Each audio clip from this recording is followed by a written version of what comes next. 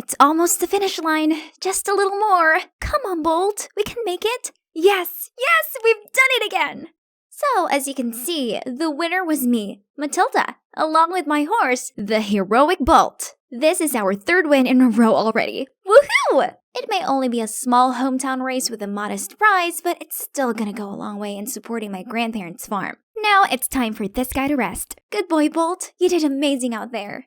A 16-hand stallion, healthy, glossy coat, and a well-mannered temperament. Geez, the horse dealers even follow me home now?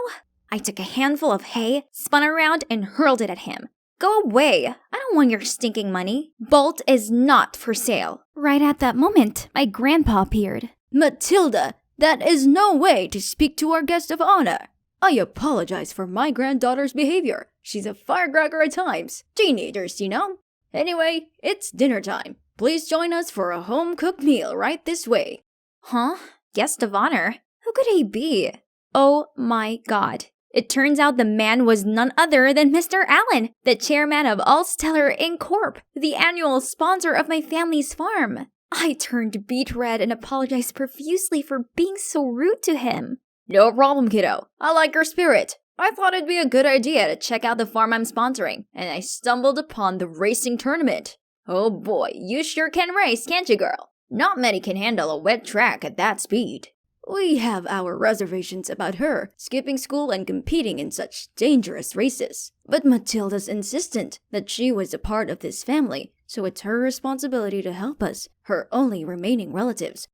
Mr. Allen gave me this thoughtful look, then said, How about this? The annual sponsorship for your grandparents' farm stays the same, and on top of that, you can move in with me and have a proper education. Did I hear him right? I gasped. But who will take care of my grandparents? Sweetie, we still have our health. We can run this place just fine.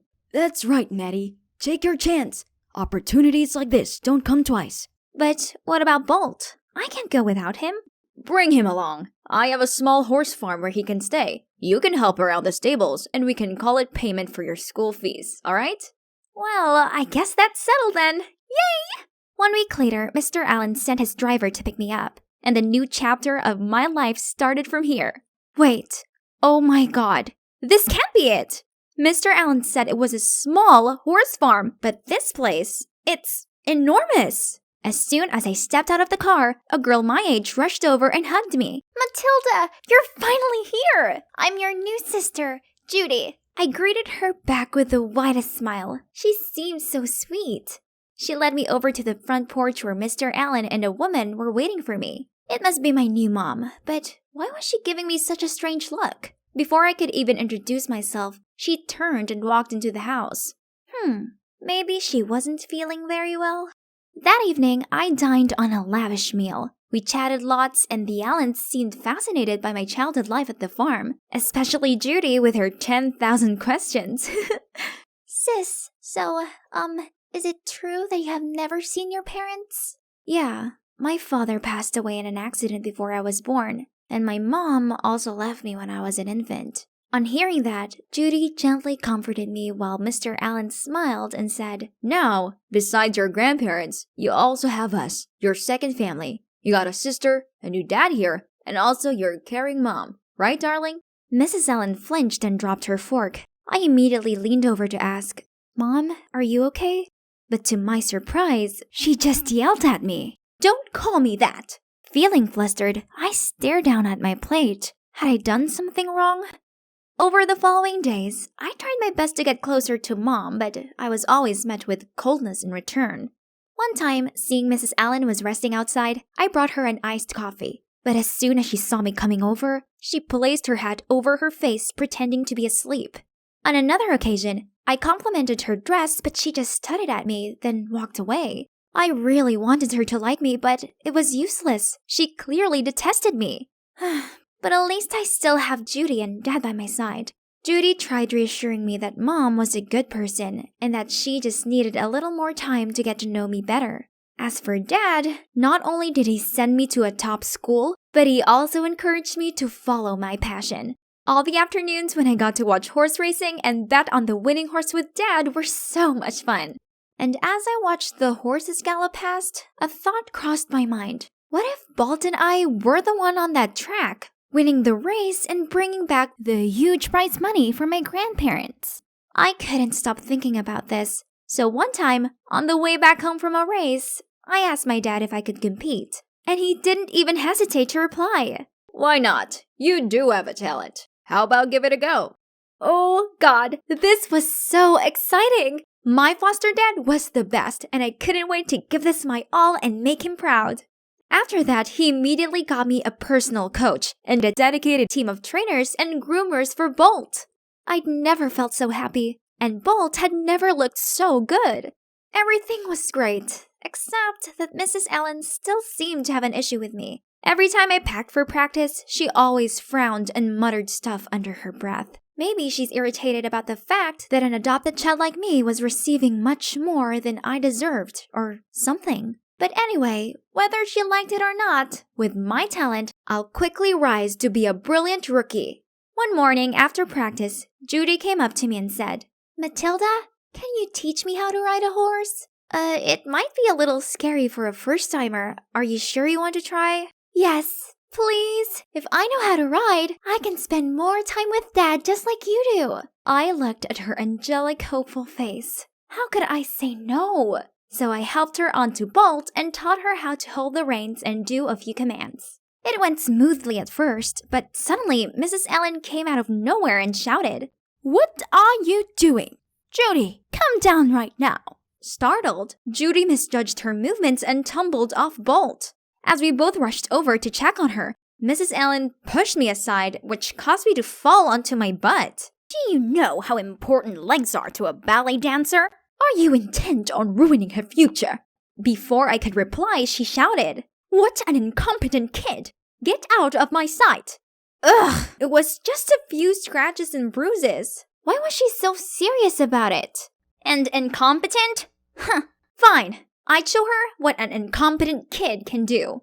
From then on, I got my head in the game and continuously won several small and medium prizes. I sent most of my winnings to help out my grandparents and kept the rest to treat Judy and myself to something nice.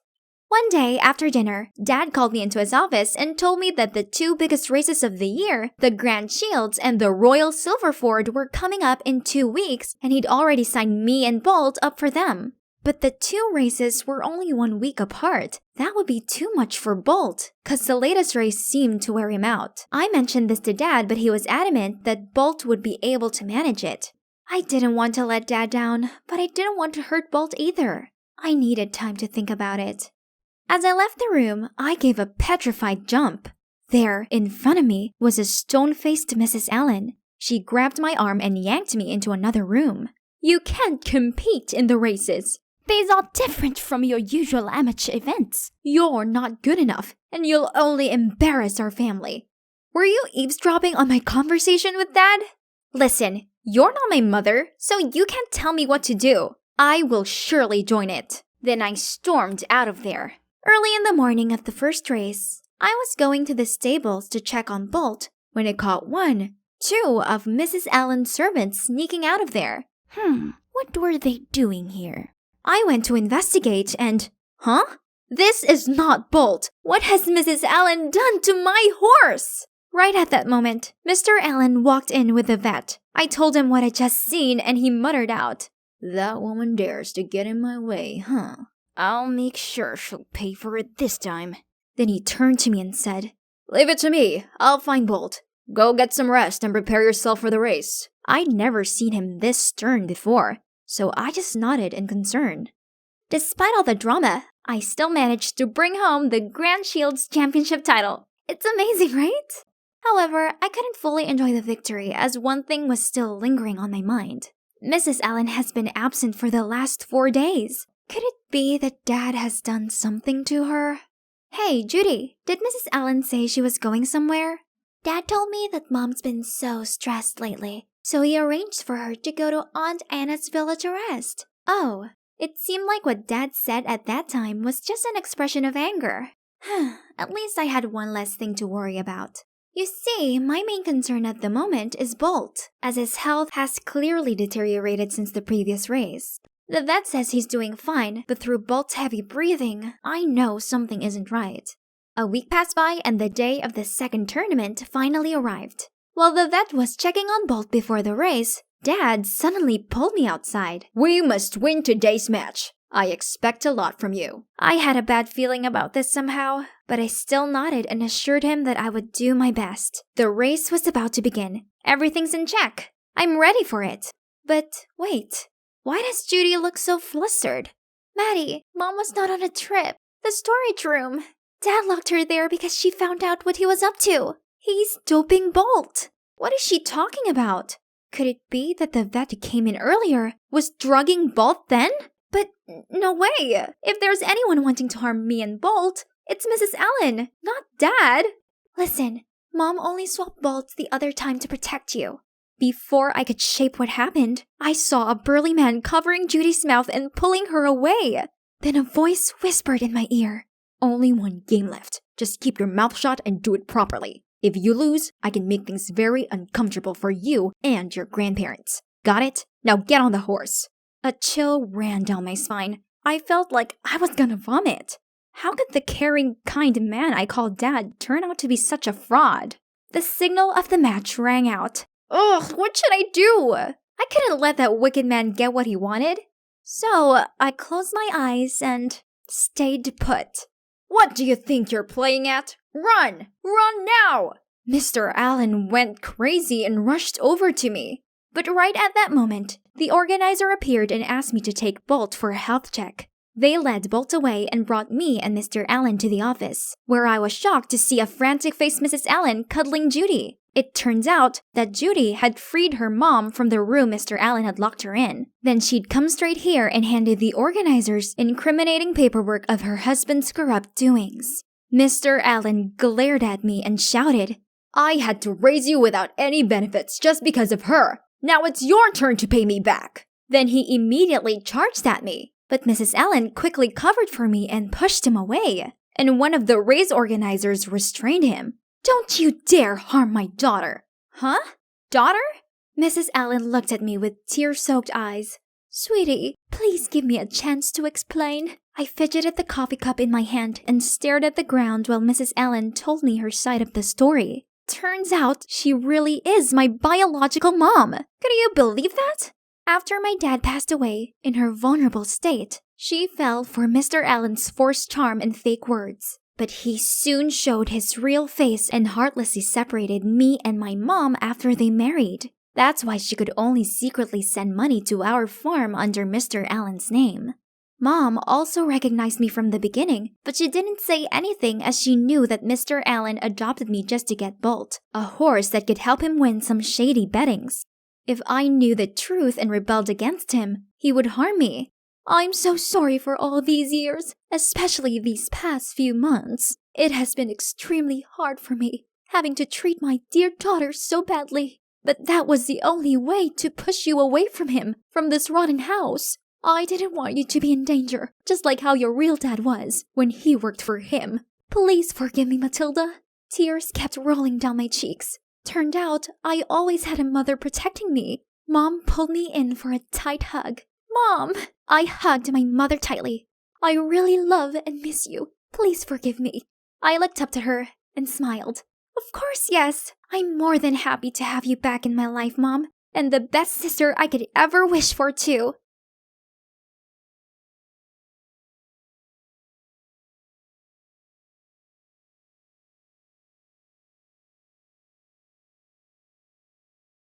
It was the last lap and I was in the final stretch. There was only one car ahead of me and I could see the finish line coming close, so I pushed on the acceleration as far as it could go. Suddenly, I heard a weird noise coming from the engine and lost control at once. The car started spinning like crazy and off the track onto the grass. Hi, I'm Natalie, and it's me behind that wheel. You may be wondering how I got myself into that situation, so let's begin from the start. I was born into a racing family, so the passion for sports naturally ran in my veins. But my life somehow resembled Maggie Payton in the movie Herbie, as my dad didn't allow me to race. Instead, he put all his faith in my adopted brother, Jeremy, and by pouring everything he knew into teaching him, with a hope that he'd become a great racer. Only the explanation to this wasn't as complex as in the movie. My mom passed away when I was a newborn, but no vehicle accident was involved. It's just my dad was of the opinion that ladies should be gentle and sweet. So he forbade me from participating in racing or anything even remotely dangerous.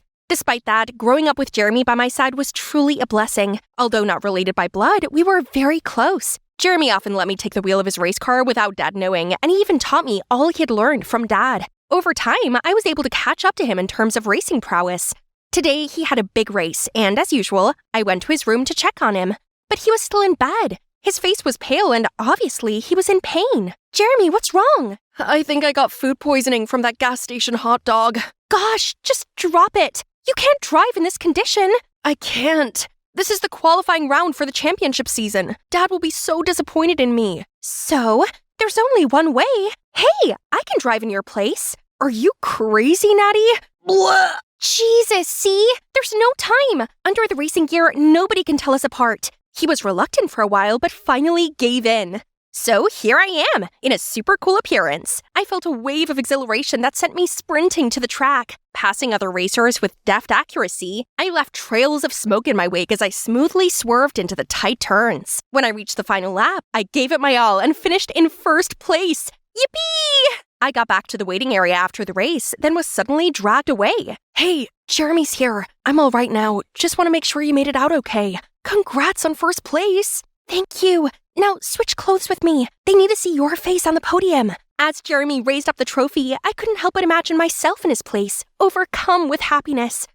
That evening, the race was replayed on TV. Jeremy, your style is different today. You finally understood how to drive more freely. I've always said you have potential, yet you don't have the guts to shatter limitations. But if you keep racing like that, we may need to get you another trophy shelf.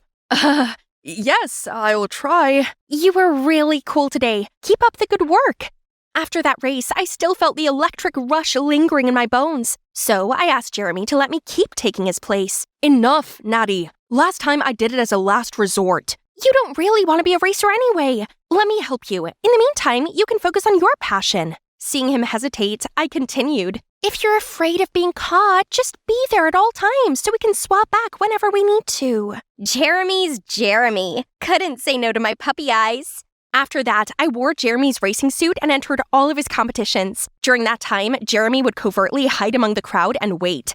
Oh, did I mention that my brother is a huge crochet fanatic? He even runs an Etsy business stocked with incredible pieces he made all by himself. Things were going kind of smoothly, but public practice was out of the question because we had to keep this a secret from Dad. So Jeremy's plan was for me to pretend to be dating the team mechanic, Royce, also his best friend. This would give me an excuse to go to the track on a regular basis to practice. The following day, Jeremy took me to meet Royce, and luckily he was so friendly and agreed to assist us right away. Although balancing school and racing was hard, I still nailed it beautifully. At school, nobody knew I came from a racing family as we never appeared together in public. Not to brag, but a lot of guys were smitten with me. However, this dude, Liam, stood out. He's actually Jeremy's biggest racing rival, so I couldn't help but laugh internally as he made many attempts at wooing me in school. If you were a vegetable, you'd be a cucumber. Just to turn green with envy at me on the racetrack, as he had no idea it was me under this costume. It made sense, given he hadn't lost to Jeremy this many times before. Yeah! Hey, Jeremy, what's your deal? Your racing style has changed so drastically. Just then, a staff member from our team turns to me. Yeah, and you've been really quiet lately. I'm just focusing on the competition. And so, this began my official rivalry between Liam and I. We were racing neck and neck, but all of a sudden my engine died and stopped in the middle of the track. I watched as a few cars zoomed past me and Liam took the win. My win. Seeing that dude get out of his car and reveal his smug face had my blood boiling. The next week, I was in another race to make up for last week's fiasco, but this time I had a flat tire. Were the racing gods against me beating Liam? Due to my recent losing streak, some of my sponsors threatened to have their sponsorship withdrawn if I don't win the next race. So this time, I got Royce to triple check that the car was ready to race. I scrutinized every nook and cranny, same as the last few races. If something goes wrong again, then my guess is that you have a petty guy willing to sabotage you. My next race was going well, but on the last lap, as I reached a tight turn, I pressed on the brake and my car was not slowing down. Time seemed to slow as the wall rushed closer. My palms clenched the steering wheel. It was a dance of split-second decisions and instinct, but I managed to swerve, the tire screeching in protest as I narrowly avoided disaster. Close shave. I looked over to the finish line and saw that Liam had once again secured first place. He was definitely behind this. So I quickly got changed and barged into Liam's waiting room to confront him. Oh, my angel! What are you doing in this fiery battlefield? It's you who played tricks on me, my brother, right? Spit it out. Your brother? Who? Jeremy Wilson? You sabotaged someone else's car too, or what? What are you talking about? Drop the act. You're the one who benefits the most if my brother loses. Recently, his car kept breaking down. This can't be a coincidence. It just seems like luck is on my side. See, the girl I like also happens to come from a famous racing family. We're a match made in heaven. How can you be so casual about this? Don't you know how dangerous it is to drive with broken brakes? If not for my driving skills, I would have been injured. Wait, your driving skills?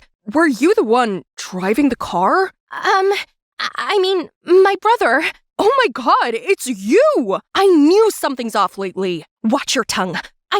I didn't say anything. Focus on the actual conversation. You either confess to the crime, or I will investigate and expose your true face to the whole world. Mark my words. I couldn't believe I just let my secret slip to my biggest rival. If Jeremy knew this, he'd definitely tell me to quit racing. So after a sleepless night, I decided to meet Liam for a proper talk, but he found me first. Are you Google? 'Cause you have everything I'm searching for. Stop messing around. I'm not done with you yet. The you broke my car case? I had no idea about it, I swear. I'm competitive, but not that low. But isn't it normal for a car to suddenly break down sometimes? Put that aside. Anyway, have you told anyone about my identity yet? No, but what's up with that? I want you to keep your mouth shut. So let's make a deal. What do you want? Except for a date like in some sappy rom-coms, of course. Then nothing. Just don't avoid me anymore. And tell me why you have to disguise as your brother. That's none of your business. All right, then I'll ask someone else.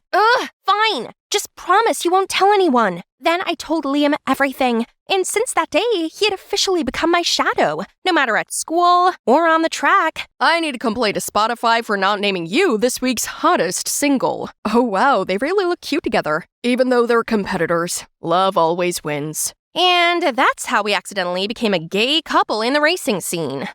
At first, I found Liam very annoying, but soon I realized his great passion for racing matched my own, and his insights into the racing world were unexpectedly captivating. I found myself opening up to Liam, sharing my thoughts and feelings with ease, and somehow felt happy around him. But the mystery around my broken car hadn't unfolded, so I couldn't let my guard down.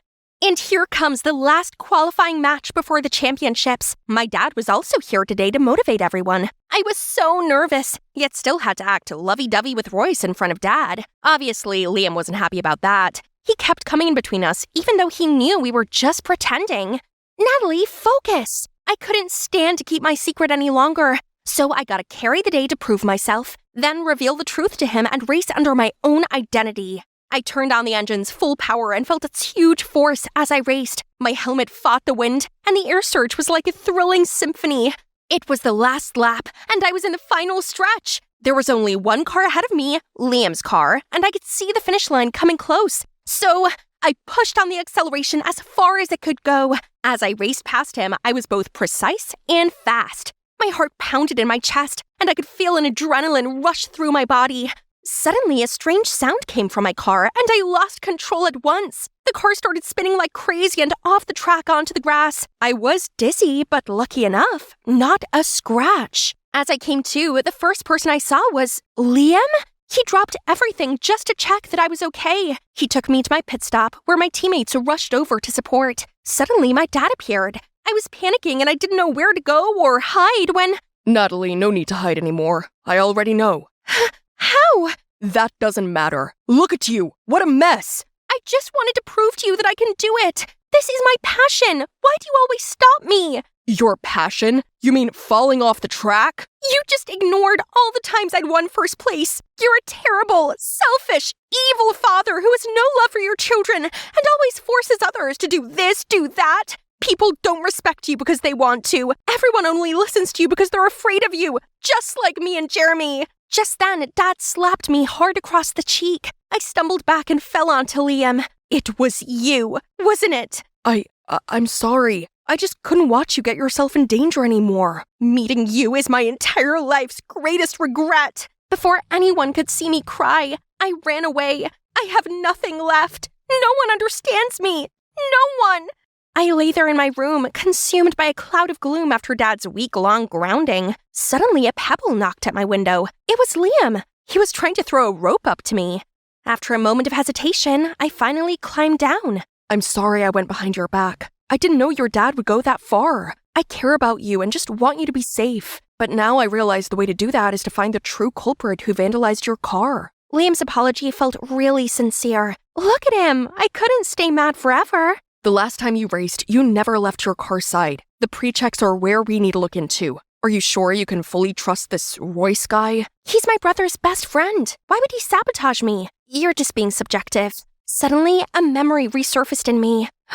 Last week, I saw Royce lingering around the car for longer than the usual inspection. He told me that I need a new head gasket or else I wouldn't be able to accelerate without blowing the engine. Now, when I think of it, it seems kind of fishy. So we rushed to Royce's shop immediately. Natalie, what are you doing here? I'm sorry to hear things have been rough between you and your dad. But you're not sorry for almost taking my life? What are you talking about? Cut the act. I've got all the evidence against you. What evidence? Shut up. I have CCTV footage of your criminal acts. If I give it to the racing committee, you'll be out for good. What do you think? My hands were trembling as I hoped that Royce couldn't see through my bluff. But shockingly, Royce's face went pale and he crumbled to the ground. All right, Natalie, it's me. But I didn't mean to hurt you. I just want to help Jeremy. How does that help Jeremy? Actually, I have a crush on him, and Jeremy confided in me once. I don't know what to do. I love Natalie very much, but I always feel self-conscious in front of her. I'm just an adopted child. Becoming a racer is all that my dad wishes for me. If I stop racing, he won't love me anymore. Meanwhile, Natalie's far better than me from the beginning. If Dad finds out I'm such a loser, he will disown me. Jeremy, my poor brother. I just wanted to scare you into not racing. Everything I did to your car was carefully deliberated beforehand so that you wouldn't get hurt.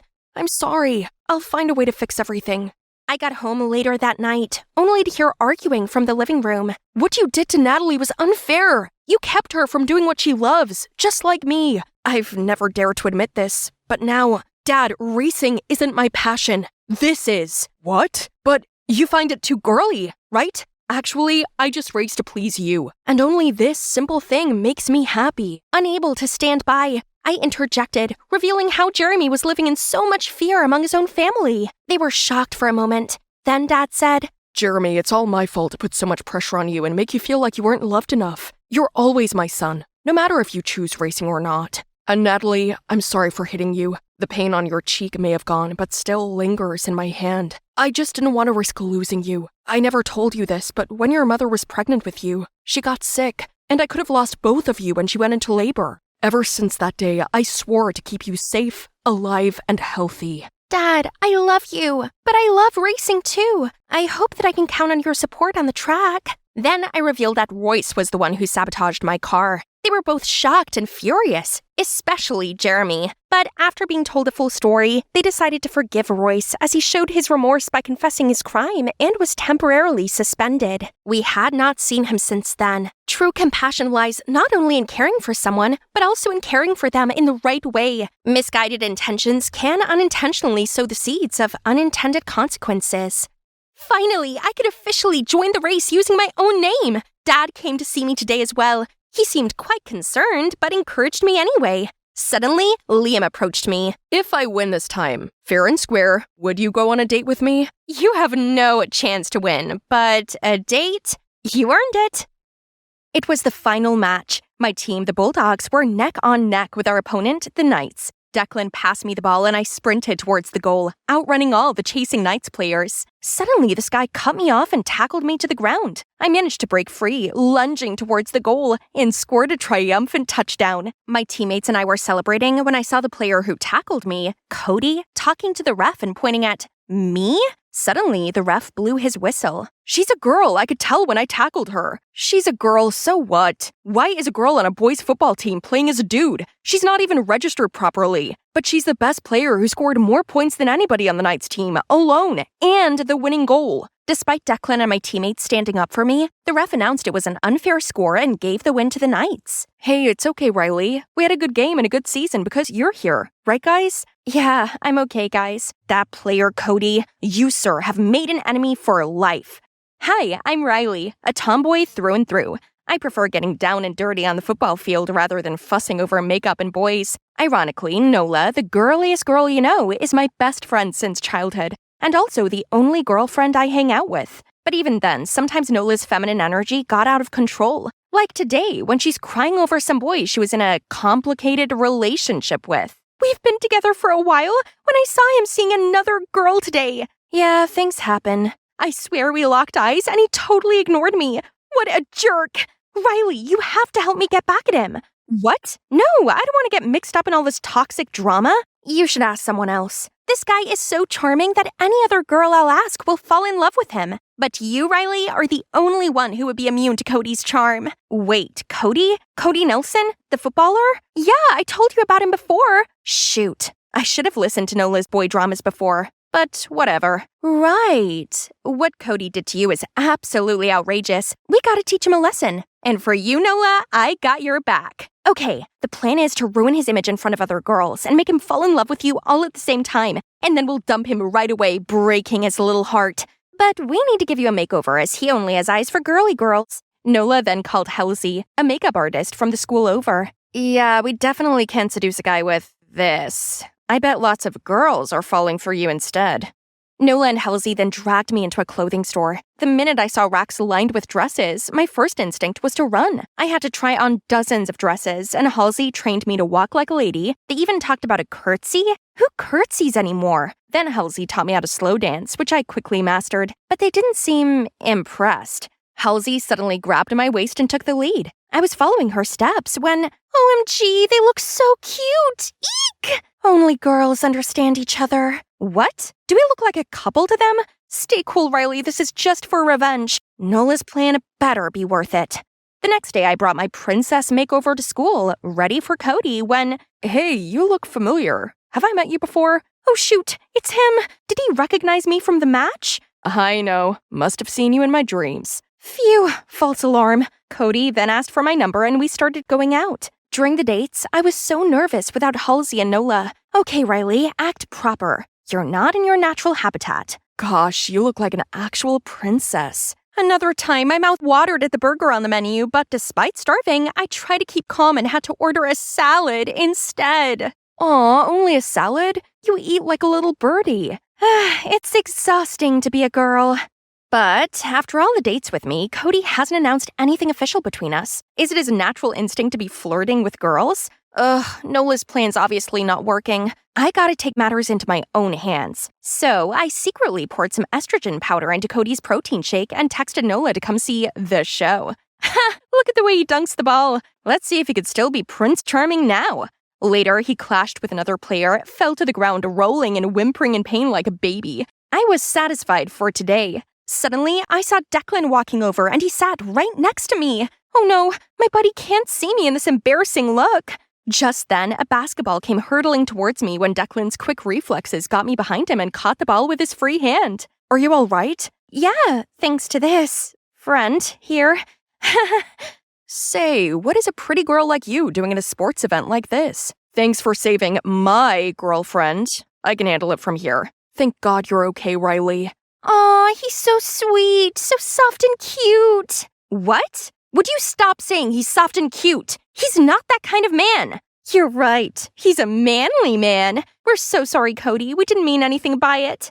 Wow, I didn't know such a little girl like you had such a big voice. I'm so happy to have you by my side. Hey, Riley, would you come to the fundraiser carnival with me? I'll make an announcement to everyone there. Wait, was this guy serious?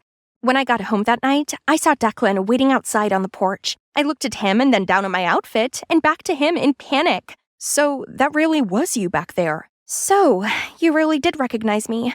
Why didn't you say anything back there? You looked so nervous and acted like you didn't know me, so I didn't want to embarrass you. Anyway, when did you start going out with Cody? Why change so much for him? I explained everything to Declan, the whole revenge plot for Nola and how I'm doing this to get back at Cody for taking away our championship. Well, the Bulldogs were in the wrong for letting you play in the first place. It was a men's final. I don't care. He has to pay for it. Then I stormed inside. I gotta stand my ground. But Nola was there already sitting on my bed. I heard the whole thing. Makes sense now why you were suddenly interested in the plan. Anyway, whatever you're in it for, your main goal is to ruin Cody's reputation. Don't get sidetracked. Okay, guess I have to attend the carnival with Cody then.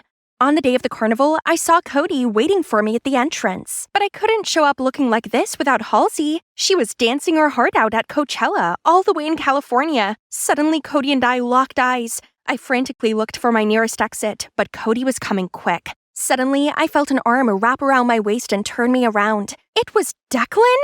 I saw Cody give up and walk away. Other girls were trying to approach him, but he just declined them. Was he still looking for me? Maybe he's not the bad guy Nola painted for me. See, he doesn't deserve the whole revenge plot against him. Yeah, I didn't expect that. He seems to like you a lot, and you should just stop this and be yourself. Declan and I shared a brief moment of silence. Under the sunset glow, Declan looked so charming. Has he always looked like this? You suddenly notice how handsome I am? I mean, yeah, you could be quite a catch. How come no one's tried to sweep you off your feet yet? Maybe they have, but none of them have ever been interesting enough. Besides, I already have eyes for someone else. Huh? I need to grab a bite. I'm starving. Bye. Declan's just a buddy I've known for ages. Why was my stomach doing a cartwheel just then? Ah! Oh, it's just you. Mission success. Huh? I just saw Cody post you as his official girlfriend. Nola was right. Cody posted his official announcement about us. Now all you have to do is dump him in public. Nola, I have to tell you something. This has gone on for too long. I'm sick of being someone I'm not. And I don't think Cody's that bad of a guy. He totally is. You're not falling for him, are you? Don't disappoint me, Riley. In the next morning, Nola brought Halsey over, saying it was cultural exchange day today at school, the perfect place and time to dump Cody. Too tired to start a fight with Nola. I had to go along with it. At school, I stumbled upon Declan. He asked me to join him in the eating competition. It was kind of awkward after I ran away from him yesterday, but such an attractive offer. How could I say no? Man, I was born to do this. We were the last two standing in the competition, but Declan gave up and I won. I wasn't even thinking and I hugged him automatically. When I realized what I'd done, I let go of him, but my heart was racing. Could it have been the adrenaline of eating 12 huge burritos? After the competition, Declan and I were walking off all the food when we stumbled upon Cody. 12 extra large burritos in 15 minutes? You won this? Cody! No, this is his. What are you doing with him, anyway? You're my girlfriend. You don't even know Riley for who she is. She's mine. Hold on now, guys. What on earth are you talking about? Don't listen to him. Let's go. You're not going with him. What do you mean? Stop! Let go of me! You're annoying me! This guy is so crazy. We gotta go. Now you're telling him I'm crazy? Cody, Riley is the girl you outed during the Bulldogs vs. Knights game. She's just trying to act girly and doing all this to get back at you. Cody was shocked and looked at me waiting.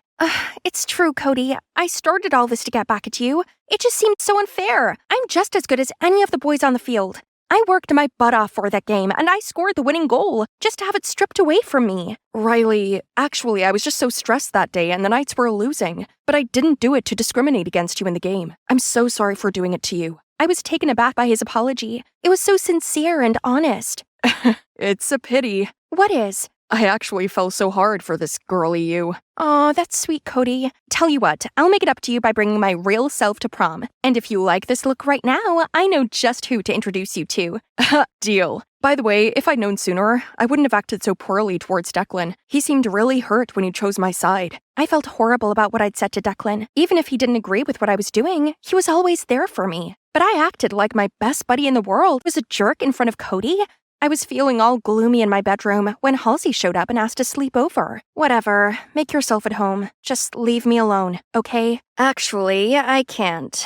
I saw the fight this afternoon between Declan and Cody. Gotta say, kinda admire Declan for speaking his heart. Unlike someone. What do you mean? Come on, you like Declan, don't you? Huh?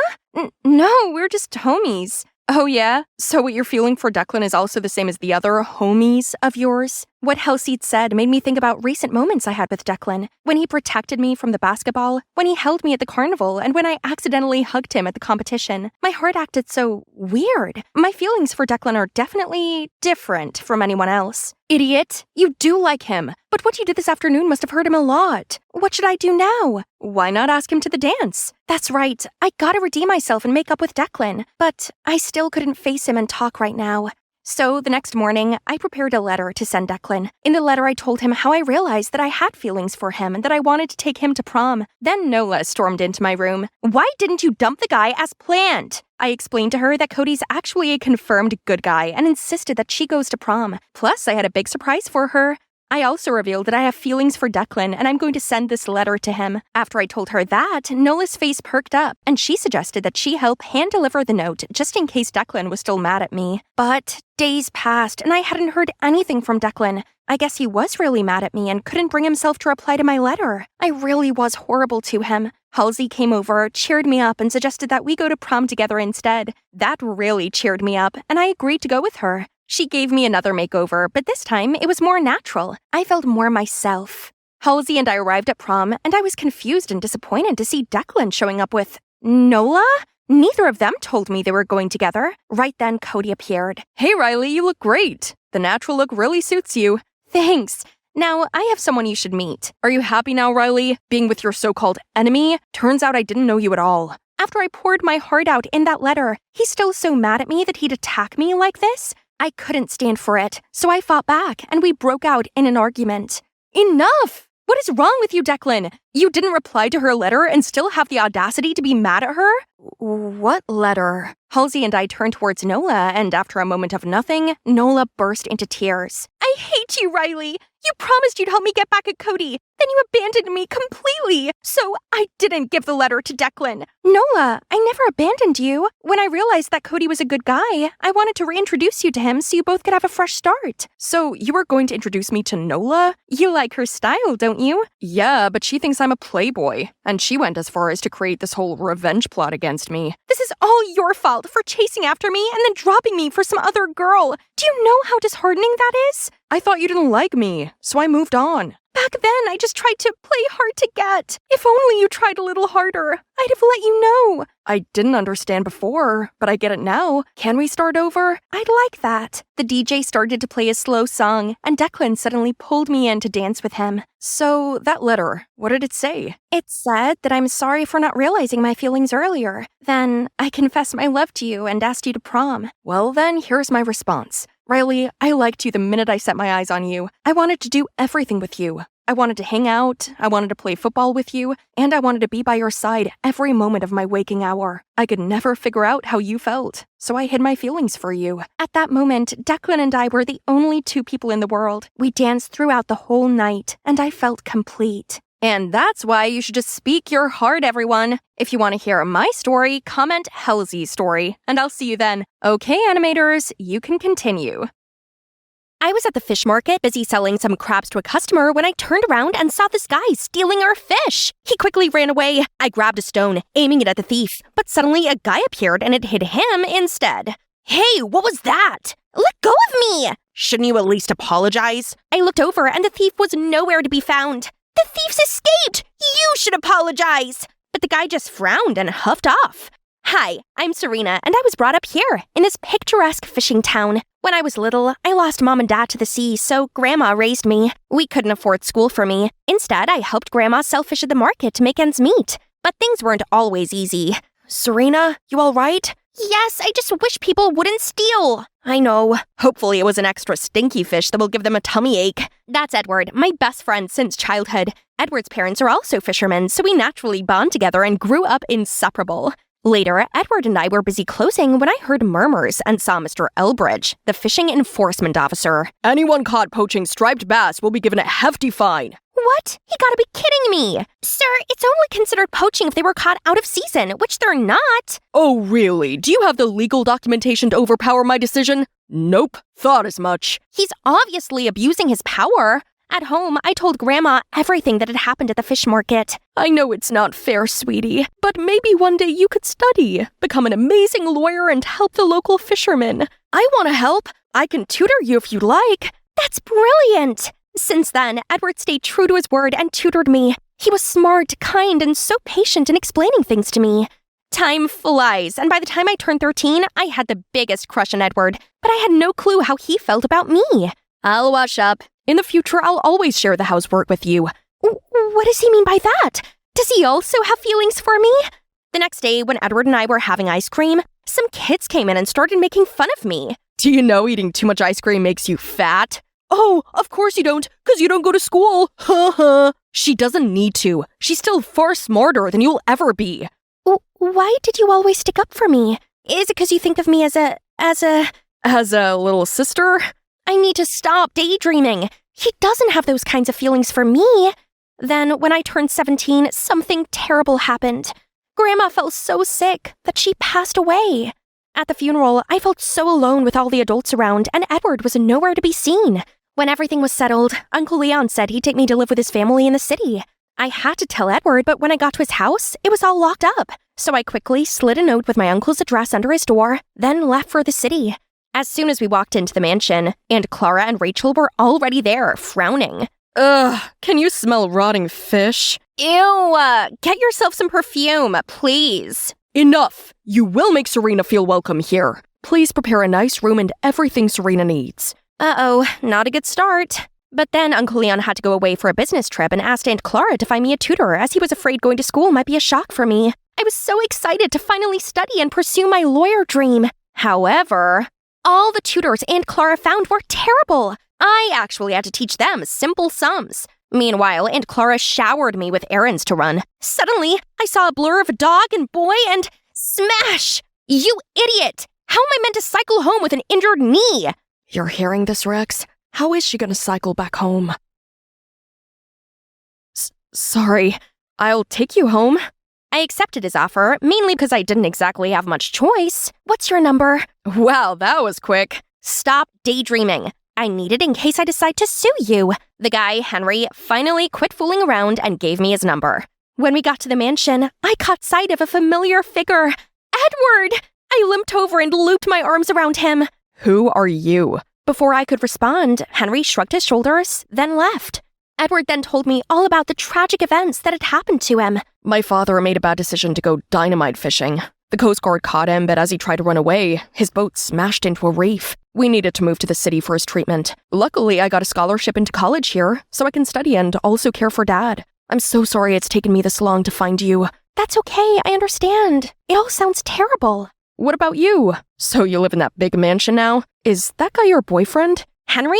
Oh, no. He's just good because, well, I wanted to tell you that I missed you and I love you, Serena. But you said I'm just a sister to you. I was 13. I didn't understand my feelings back then, but I do now. Serena, not having you by my side felt so empty. Will you be my girlfriend? We started dating and having Edward by my side felt so great. I was complaining about my terrible tutors when Edward suggested he become my tutor instead. That's a great idea. You'll need to prepare an atrocious CV for my aunt to hire you. And it worked. I don't expect you to get very far with this one. She is rather dumb. What's the deal with you two? She doesn't like having me here. Halfway through the lesson, Edward got a call from the hospital asking him to pay his dad's bills ASAP before his condition worsened. I was comforting him when Rachel barged in. Serena, go get me some ice. Oh, hello there. Get out! Who's that? Rachel, my cousin. Edward seemed distracted after that. I guess he was upset about his dad. He told me to continue with my worksheet and went to the bathroom. I finished the work, but Edward still hadn't returned. Was he lost in this massive house or something? I went to look for him and was shocked to see him and Rachel happily laughing together. Hi, Serena. I was just getting some water. I ignored Edward and continued studying by myself. Are you jealous? I was just being polite. Darn it, he knew I couldn't be mad at him when he smiled at me like that. But as we continued studying, I couldn't fully shake away my uneasy feeling. But the next day, I was waiting to study with Edward when Edward won't be coming today. What? I asked her why, but she just walked off. As she left, I heard her ask the maid to bring fruits to Rachel and her new tutor. Huh? Since when did Rachel have a tutor? Sensing something was up, I sneaked over to Rachel's room and spotted Edward? Serena, what are you doing over here? Oh, is stalking your new hobby now? I looked at Edward, but he just sat still, so I ran off with blurry eyes and an aching heart. Edward tried to call me, but I just ignored it. That night, he texted me and insisted on waiting for me. I wanted to hear him out, but I was still so angry at him. Serena, please. Your aunt told me I couldn't tutor you anymore and asked me to be Rachel's tutor instead. I need the money for my dad's treatment. I can't turn this amount of money down. Ugh, my aunt was such a witch. I'm so sorry. I would much rather be tutoring you. You're the only girl for me, but I can't lose this job. So let's keep our relationship a secret, okay? This was no big deal, right? It was me he wanted, not Rachel. Edward's birthday soon arrived, and we have a date at this restaurant today. I was excited when my phone buzzed. Sorry, babe, something's come up. Can't make it. X. It must have been something super important for him to cancel like that. But on my way home, I passed another restaurant and couldn't believe my eyes. Edward and Rachel were sitting together. Rage swarmed over me, and before I could stop myself, I charged in there. Edward, how could you? Jeez, what's up with you? He's not even your tutor anymore. Ask him how long he's known me for. I was just your tutor, that's all. I couldn't believe this, so I stormed off. I felt like such a fool for ever believing his lies. While running in tears, I bumped straight into Henry. You look like you just got dumped. It was the straw that broke the camel's back, so I started crying louder. It's not me. I didn't do anything. Please stop crying. Anything you want, anything. How about the aquarium? It turns out the aquarium was just what I needed. Watching the fish was so relaxing, and Henry was surprisingly a lot of fun to be around. Your parents must be super easygoing to put up with you. Nope, my lawyer mom is way opposite. Oh wow, that's cool. It's my dream to be a lawyer. Is that so? My school's interviewing for a law foundation course. You should apply. A law foundation course, huh? Should I give it a try? I arrived home feeling better, but Aunt Clara wouldn't leave me alone with her usual mocking routines. You spoiled ingrate! Soon you'll be 18 and I can rid my hands of you! I had enough! So I decided to apply for the foundation program Henry mentioned. It was time to focus on my dream without any further distractions. I studied hard and went to the library for materials. Henry offered to help, and even though I still found him childish sometimes, he was actually quite smart and knew loads about the law. One time, Henry invited me to come watch his debate team. Only when I showed up and spoke to Henry, I saw Edward walk in. My dad's ill, yet here you are, with him? Serena can go where she pleases. It's okay, Henry. I got it. Rachel's just my friend. I love you, not her. I just need to earn enough money. Then I'll end this mess with Rachel for good. What he did was still hard to accept, but he was in a tough situation. I would be a terrible girlfriend if I didn't support him, right? Despite all this drama, I'd been studying hard, and now it was time for my interview. Only on my way there, I saw a woman yelling at two students. Watch where you're going, you idiots! Excuse me, but this is a pedestrian crossing, hence the driver's fault for not stopping. How dare you speak the law to me, you little girl! Do you know who I am? But as everyone started buzzing, she had no choice but to drive off. What happened? I explained it to him and pointed at the woman's car. He didn't say anything, but seemed quite surprised. We then went to the interview, but when I told the assistant my name, she smiled and said, "You don't need to draw a number. Mrs. Shodden was impressed with your profile, so she wishes to interview you herself. It's best you follow the right procedure." I was a bit confused, but Henry knew better than me. Anyway, I had my interview with someone else, and I passed. Yay! Since then, I studied hard, and Henry helped me a lot. On my first oral exam, he even came along to encourage me. Only as soon as I stepped into the room, I saw that rude woman standing there. Hang on, she's the judge! Nerves wriggled at me, but I kept calm and nailed the exam. But afterward, she charged over to me. Don't expect a pass from me, you manipulative girl, seducing my son to get into this college. Huh? Her son? Who? Mom, you can't do that. The exam's recorded. They'll see you're just being prejudiced. I insist you cut ties with this schemer at once. She humiliated me in front of a crowd and tried to smudge my impeccable reputation. No, she didn't. She was just telling the truth. Oh, and that day, I purposely called her in for an interview, but turned out you intervened. And ever since then, this snake was following you everywhere. So end it at once or leave. So this woman is Miss Shodden? And worse still, she's Henry's mom? Suddenly, Henry grabbed my hand and led me out of there. How dare you! You're ungrateful and spoiled! I only adopted you so I had someone to look after me in my old age. But you know what? You'll never be my son! Don't forget to take your meds twice a day. Seeing him talk back to his mother just to defend me, I couldn't help but ask, Henry, why did you help me so much? It's because Mom was in the wrong, and seeing you getting pushed around hurts me a lot. Why, Henry? 'Cause I like you a lot. Let me be there for you. Henry, your mom shouldn't have spoken to you like that, but she was only angry because she cares about you. You should talk to her. I really hope things will turn out fine between them. Henry dropped me home, and now all I could think about was his love confession. To be honest, I do have feelings for Henry, but what about Edward? What about our years spent together? Suddenly, I got a text from Edward asking to meet up. I guess it was time to sort this out. While waiting for Edward to order ice cream, I got a message from Henry saying he was coming to my place for some great news. I asked him to come pick me up instead. This reminds me of our fishing village in summer and getting ice creams at the end of a sweltering day. I love you, Serena. I always cherish our memories together every day. Edward, actually, this isn't working. I think we should stop seeing each other. What? Why? I soon realized that something was wrong with our relationship. I just didn't have the courage to face it. We had a special friendship that I cherished and nurtured, but now I think it's time for me to accept the truth that we're not meant for each other. Bye, Edward. I wish you the best with Rachel. As I stepped out of there, I saw Henry waiting for me, and I instantly felt better. I made up with my mom. She apologized for what she said in her temper and told me that I would always be her real son. Henry, that's brilliant news! Right then, I got a message from Miss Shodden. Serena, I apologized for my behavior. I am most pleased Henry is getting to know such a righteous lawyer in the making. It looks like everything's falling into place. I arrived home, not expecting to see Rachel in a fit of tears. Mom, make her leave! This is all her fault! How dare you bewitch Edward! He's quit tutoring Rachel, and now my poor Rachel is distraught. I will keep on hiring you awful tutors and see how long it takes until you break. Is that so? So Uncle Leon stopped Rachel's allowance and took Aunt Clara's credit cards off her. He also made them apologize to me. I told him about my foundation placement, and he was so happy for me and offered to rent me an apartment near the college. It's time to live my dream. Now I just had one thing left to do. Take Henry to visit my hometown with me. This place looks familiar to me. I know, I think I came here as a child. Yes, this weird little girl threw a stone at me and then got mad. I suddenly realized Henry was that tourist guy I met when I was 10. Yep, that would be me. Henry seemed surprised, then suddenly pulled me in. I guess some things are just meant to be.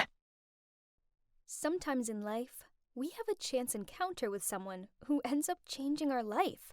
This is exactly what happened to me, and it was totally unexpected. You see, I was pretty lonely at the time. I'm Amelia, by the way, and I'm 20 years old. I was living all on my own in a tiny house in Portland. It was my mom's house, but she sadly passed away from cancer 2 years ago. I'm not going to say that life was easy for me, because it wasn't. All I wanted was to become a comic book artist. I love art so much, but the only way I could make this dream a reality was to make money. Ever since graduating from high school, I'd been working as a waitress to make ends meet, and also to save up enough cash to enroll in art college. Honestly, this job got me through the hardest time in my life. The days, weeks, and months after my mom passed away were so painful, and the restaurant kept me busy, so I barely had time to sit with all my feelings. Moreover, little did I know how much this waitressing job would change my life forever. It all started with an incident in the restaurant. I'll never forget that day. I was carrying a tray of food when I accidentally spilled some water onto the shoes of some fancy girl. Oh my god, she went crazy. She started screaming at me, and even though I frantically apologized right away, she still asked to speak to my manager. I leapt down and tried to clean the water off her shoes with a cloth, and that's when I heard a voice. Hey, stop! What do you think you're doing? I looked up and saw the boy she was with staring at me. He looked disgusted at me, and then said to the girl, Babe, let's bounce before that waitress ruins your shoes even more with her filthy hands. Come on, let's hit the mall. I'll buy you a new pair of shoes. Clearly, he was her boyfriend, and as soon as he mentioned new shoes, her eyes sparkled with joy as she said, Yay, babe! I want a new bag too, though. Could you? And her boyfriend just laughed and said, Anything you want, my princess. They got up to leave and smirked at me as they walked away. I couldn't believe how rude they were, especially the boy. I felt so angry. I wished I could slap him right across that cocky face. But of course, I didn't. There was no way I could risk losing my job. But I knew that if I ever saw his face again, I'd definitely give him a piece of my mind. And, well, believe it or not, I did indeed see him again. The world works in mysterious ways, and I guess we were destined to meet again. A few weeks after that, one evening, I was heading home and passed by the park to feed the stray cats as usual. While I was playing with them, I noticed some guy heading towards me. Suddenly, he grabbed my arms and pulled me towards him. I started shouting at him and trying to push him away, but he was too strong. Then, out of nowhere, someone said, What's going on? I'm trying to sleep over here. Keep it down. A drunk, dirty-looking homeless guy walked towards us, and for a second I was terrified. But then I realized he was helping me. He started shouting at the guy holding on to me, saying, Hey you! Are you deaf or something? Let her go and keep silent. The jerk was getting heated, and the next moment, he punched that homeless guy in the face, and then they started fighting. Then I freaked out and didn't know what to do. I pulled my phone out of my pocket and played a recording of a police siren. I live alone, so I know all the tricks. Well, that did it. The jerk who'd grabbed me suddenly jumped up and sprinted out of the park. The homeless guy who'd helped me was still lying on the ground, so I helped him up. He was black and blue, and there were even some scratches on his face. And as I got closer to him, I realized he looked familiar. OMG! Wasn't he the rude guy from the restaurant? What was he doing looking all dirty like a homeless guy? He had his eyes closed, so I patted his face and said, Hey, wake up! What are you doing out here? He opened his eyes and asked, Do I know you? He stared at me for a while, then eyeing my uniform and smiled. Oh, the little waitress. Guess what? I'm poorer than you now. Then he passed out. I was so annoyed that I'd bumped into him again. I was about to leave him lying there, but then I realized he'd saved me, and I could hardly leave him there with all his injuries. So, yeah, in the end, I decided to take him back to my place to get my first aid kit. I cleaned up his scratches, and then let him crash on my sofa. The next morning, he was super surprised when he woke up. I told him what had happened and that he'd saved my life, so I saved his. Then I said he should probably head home now, but he just stared at me. And that's when he told me his story. He really was homeless. His parents had kicked him out because they'd found out he wasn't their biological son. What on earth? How could any parent do that? It's not like he has tricked them, but it was due to some mix-up at birth. So, wasn't he also a victim? I felt sorry for him, but still, it was none of my business. I had to get to work, so I asked him to leave, but he begged me to let him stay. I just looked at him in shock and said, how about you go to your rich girlfriend's place instead? I really need to get going now. But he didn't budge. He said, Oh, don't even mention that gold digger. She only cared about me when I was the only son of a millionaire. Now that I've got nothing, not a cent, she broke up with me. Wow, shocker. But, well, it's not like I couldn't tell that she has a lousy personality right from the get-go. So I said, Well, what about your friends? Can't you crash with them? But he said no. It started to frustrate me. So I said, You can't stay here. I don't even know a thing about you.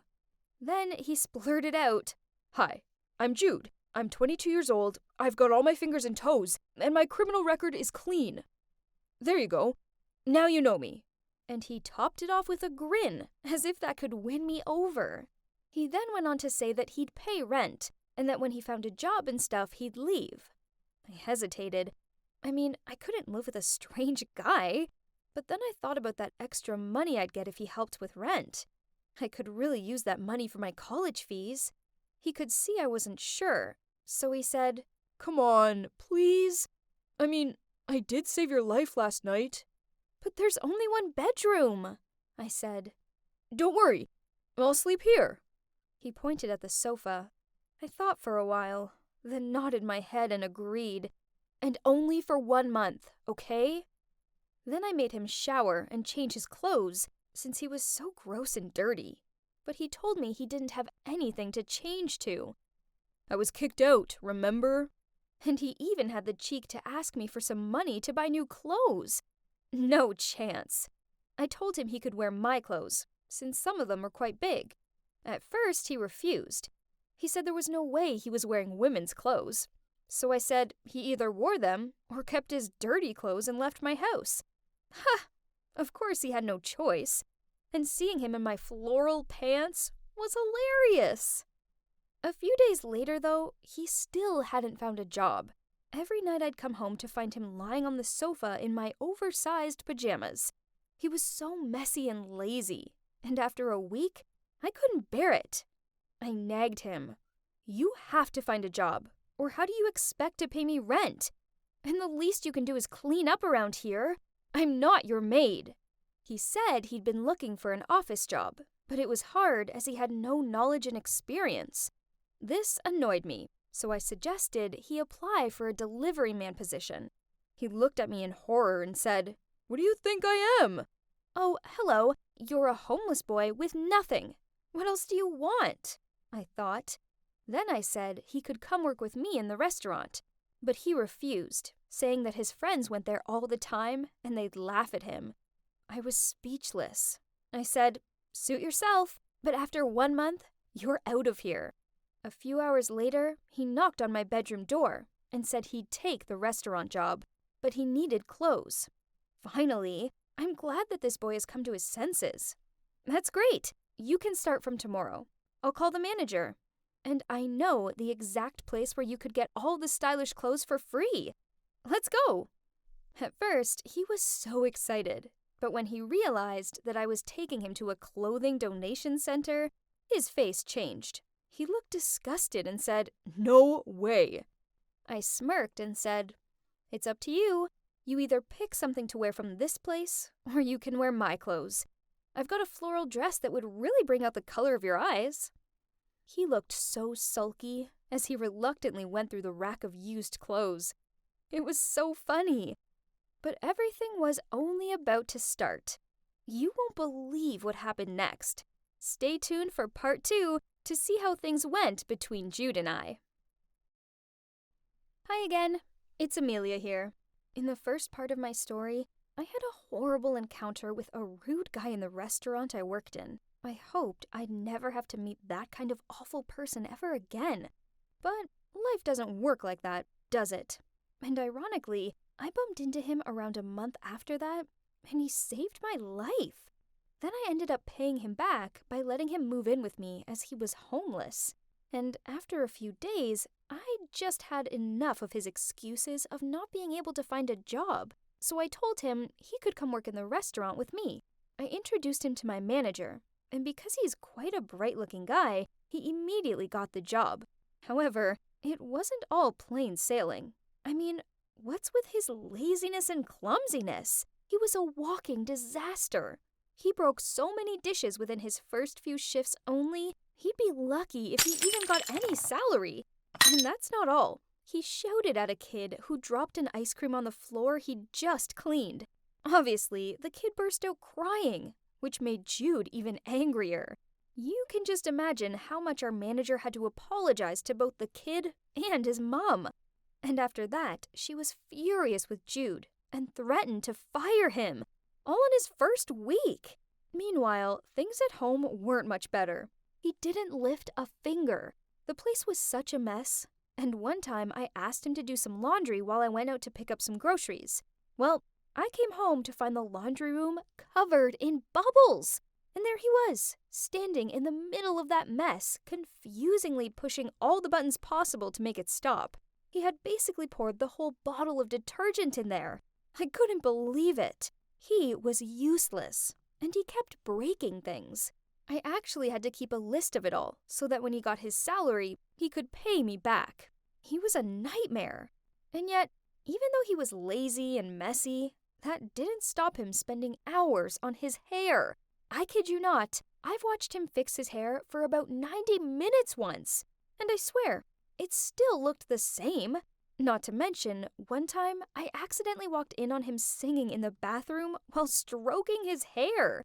All he was wearing was a little towel, and we both got such a fright we screamed, and I ran out of there in embarrassment. I came close to kicking him out so many times. He drove me crazy. Honestly, one night I was working late, so I asked if he could prepare dinner. Just a simple pasta. I mean, how hard could that be, right? Well, it was mission impossible for Jude. He burnt the pasta. Burnt it! How does one burn pasta? There were bowls and pans everywhere. When I started shouting at him, he just laughed and shoved me a dish of burnt noodles and said, "Oh, come on, Amelia. I'm a chef. It's art. Now please, enjoy my signature dish, the smoky charcoal pasta." I could have killed this guy, but lucky for him, his humor has saved him this time. So instead, I decided to teach him how to cook. And fortunately, he was actually a pretty decent chef, and he enjoyed it. One night I came home, and he'd made a Thai green curry. It unexpectedly looked quite nice. Still, I was nervous to try it. But OMG, it was delicious. He proudly told me how the chef at the restaurant had given him the recipe along with some cooking tips. That's great! And even though the kitchen was a total mess, it was a start, so I decided he could cook from then on, and then I'd do the washing up. Pretty soon, his 1 month was up. I told him it was time to move out, but he begged me to let him stay longer, as he'd barely got any salary from the restaurant due to owing so much from all the broken dishes. I wanted to say no, but if I was honest with myself, it had been quite lonely living by myself, and even though he was a total klutz, I kinda enjoyed having some company. Plus, he was a top chef. I pretended to be thinking about it for a sec, and then said, "Okay, fine, but you've got 1 more month. Then you're out." He was super happy, thanking me non-stop while running to the kitchen, saying he'd cook me a special dinner in return. Just like that, we learned to get along better with each other, as we lived and worked together. And, well, time flew, and soon another month had gone by, and yet neither of us even brought it up. So he kept on staying. Then one day, while Jude and I were working, a group of stuck-up girls came in. One of them suddenly said, "Guys, look! Isn't that our Prince Jude? Why is he working here like a loser?" Then they all burst out laughing. This made me angry, and I was about to go over and say something when I realized that the girl who'd spoken was Jude's ex. I knew Jude had heard, and I thought he'd get annoyed, but he just ignored her and kept working. But the girls kept on laughing, and it was seriously annoying. I went over to take their order, but Jude's ex refused to be served by me. She kept asking for Jude to take their order, and when I said he was busy, she demanded to see our manager. Eventually, he went to serve them, but his ex kept on harassing him. She even dropped water all over the floor so that he'd have to come and clean it up. I offered to do it for him, but he wouldn't let me. And then it got worse. As they were leaving, that girl dropped a $10 tip on the floor. I was furious. What a spoiled brat. I thought Jude would leave it, but he calmly sat down to pick it up while the group of girls all burst out laughing as they walked out of the restaurant. I ran over to comfort Jude, but he just smiled and said, "Hey, I have $10. What do you want for dinner? My treat." Then he went back to work. But every time I looked over at him, I could see he was hurt. I really wanted to yell at his ex. How rude can a person get? Later that night at dinner, we spoke about everything that had happened that day. I told him he shouldn't feel sad about his ex, because she was rude and never deserved him in the first place. But then he just laughed it off and said that it wasn't that gold digger that he was bothered by, but actually because it reminded him of his old attitude and the ways he used to treat people, including me on that first day we'd met. Then he sighed and said, "I bet if I'd been a better person, a decent son, then my parents wouldn't have kicked me out that heartlessly, even when I wasn't their actual son." Suddenly I felt so sorry for him, but I didn't know what to say to make it better. But to be fair, looking back at the person he was back then when we first met versus now, He was like a totally different guy. He had been doing a great job at work, and all our colleagues loved him. One day, a kid dropped her ice cream, and I stared in shock, waiting for Jude to freak out. But instead, he went over and asked if she was okay, and if she'd like another ice cream. I couldn't believe it. He was so sweet to her. I couldn't stop myself from smiling at him. He'd seriously changed. And even though it pains me to admit, he's a very good-looking guy. So naturally, he got a lot of attention. In fact, a lot of girls came to the restaurant just to be served by him. They even openly flirted with him, and he surely loved it. I just rolled my eyes, wishing I didn't have to see that. There was one girl in particular who came to the restaurant almost every day. She was super pretty, and obviously was trying to get his attention. I noticed one shift that Jude was kind of flirting back. How irritating. I guess he hadn't changed that much then. Then one day, I saw her hand him a piece of paper. When he came back to the counter, he was grinning and said to me, "Looks like I've got a date tonight." I was so annoyed and said, "It's not okay to flirt with the customers. I'll tell our manager." Then I stormed off. Later that afternoon, he clocked out first without telling me, and when I got home from work, I saw him being all dressed up for his date, which made me feel so grumpy for no reason. He was whistling and sounded so happy. Then as he walked out the door, he said, "Don't wait up for me. It might be a late one." Ugh, he was driving me nuts. I told him he had to be home by 10 p.m. or I'd lock him out. He laughed and said, "Are you joking? You're giving me a curfew? Geez, Amelia, if I didn't know better, I'd think you were jealous or something." Ew, I wasn't jealous. And I told him that. Who did he think he was? As if I'd ever be jealous of that girl. No chance. And yet, I couldn't sleep that night. I kept tossing and turning and thinking about Jude and that pretty girl. Eventually, I got up and decided to go for a walk. Maybe I just needed some fresh air. But as I walked into the park, there he was. But the girl was nowhere to be seen. Instead, he was sitting on a bench surrounded by stray cats. I walked towards him, and he was as surprised to see me as I was to see him. I asked him why he wasn't out on his hot date, and he said, "Oh, the date went well, but I decided to come sleep in the park because I missed your curfew." That made me feel so guilty. I was about to justify myself. Then he winked and said, "Just kidding. Actually, the date was boring. I did come to the bar and hung out with her for a bit, but I strangely felt out of place, so I made up an excuse to leave. I didn't want to come home too early, though, in case you'd laugh in my face, so here I am." I don't know. I think I'm kinda over dating and stuff. Wait, am I hearing it wrong?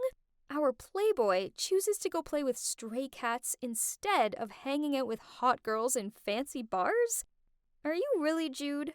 I playfully rubbed his head while teasing him. Can't deny, but I actually felt so relieved hearing him say that the date didn't go well and that nothing happened between him and that girl. In fact, I was strangely happy. But what does that mean? Do you wonder if Jude ever actually moved out? Stay tuned for the final part of my story. You wouldn't want to miss it. Hi, it's Amelia again. In the second part of my story, Jude started working in the restaurant, and at first, it was a total disaster. He made a mess everywhere he set foot in. He was driving me totally crazy. But then things started to change. Turns out, he was a pretty talented chef that could help me with housework. And at work, he was becoming quite popular. One day, he got a date with a pretty girl, which annoyed me so much. But then I found him in the park playing with stray cats instead of going on that date. Honestly, that made me feel so happy. Has he really changed? To find out, let's see what happened next.